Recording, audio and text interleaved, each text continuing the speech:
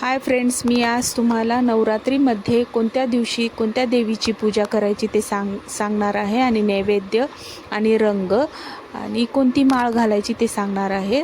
नवरात्री प्रारंभ 22 सप्टेंबर 2025 रोज सोमवार अश्विन शुक्ल पहिल्यांदा आणि नवरात्री समाप्ती 2 ऑक्टोबर 2025 वार गुरुवार अश्विन शुक्ल 10।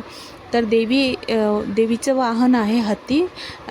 रविवारी आणि सोमवारी प्रारंभ होत असल्यामुळे देवी हत्तीवर बसून आली आहे। ह्या वर्षी जास्त पाऊस पडतो असं म्हणतात। तर आपण नवरात्रीचे सगळे रूप पाहूता। नवरात्रीचा पहिला दिवस आहे दिनांक 22 सप्टेंबर 2025 रोज सोमवार। शुभ रंग पांढरा, नैवेद्य गाईचे तूप, तुपापासून बनवलेले सगळे पदार्थ चालतात। प्रथम रूप शैलपुत्री आणि नाव आहे अंबा। पहिली माळ विड्याच्या पानाची माळ। दुसरा दिवस आहे दिनांक 23 सप्टेंबर 2025 वार मंगळवार। शुभ रंग आहे लाल, नैवेद्य साखर, साखरेपासून कोणताही पदार्थ करून दाखवू शकता। द्वितीय रूप ब्रह्मचारिणी, नाव आहे चामुंडा, माळ आहे गोकर्णाच्या फुलाची म्हणजे निळ्या फुलाची कोणतीही माळ चालतो। तिसरा दिवस आहे दिनांक 24 सप्टेंबर 2025 वार बुधवार। शुभ रंग निळा, नैवेद्य दूध, दुधापासून कोणतेही पदार्थ जमतात नाही तर फक्त दूध ठेवले तरी चालेल। आणि तृतीय रूप चंद्रघंटा, नाव आहे अष्टमुखी। तिसरी माळ तुळशीच्या पानाची माळ आपण वाहू शकता। चौथा दिवस म्हणजे दिनांक 25 सप्टेंबर 2025 वार गुरुवार। शुभ रंग पिवळा, नैवेद्य गोड भजी। चतुर्थ रूप कुष्मांडा, नाव आहे भुवनेश्वरी, माळ आहे लवंगाची माळ। एवढं विसरू नका, लवंगाचे फूल असलेले लवंगाची माळ घालू शकता। पाचवी दिवस म्हणजे पाचवा दिवस ललिता पंचमी असंही म्हणतात। दिनांक 26 सप्टेंबर 2025 वार शुक्रवार। शुभ रंग हिरवा, नैवेद्य केळी किंवा लाल रंगाचे फळ म्हणजे सेफ आणि डाळिंब पण चालतो। पाचवे रूप स्कंदमाता, नाव आहे ललिता। पाचवी माळ म्हणजे लाल फुलाची माळ म्हणजे गुलाबाच्या फुलाचंही माळ चालतो।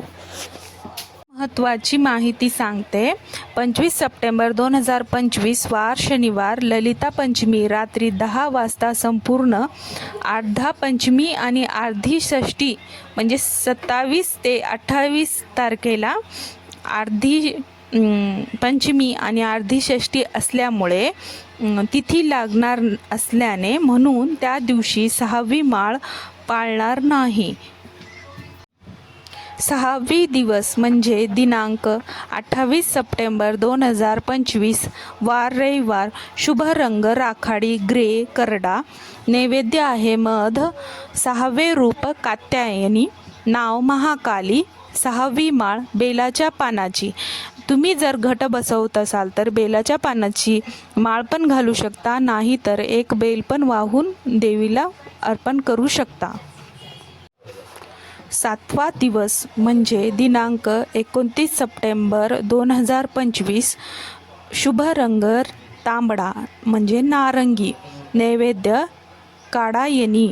7वे रूप कालरात्री, नाव जगदंबा। 7वी माळ झेंडूच्या फुलाची माळ वाहू शकता, नाहीतर पिवळ्या फुलाची कोणतीही माळ चालतो। 8वी दिवस म्हणजे 8वा दिवस अष्टमी कन्यापूजन। दिनांक 30 सप्टेंबर 2025 मंगळवार। शुभ रंग मोरपंखी, नैवेद्य खीर पुरी, नारळही फोडू शकता त्या दिवशी।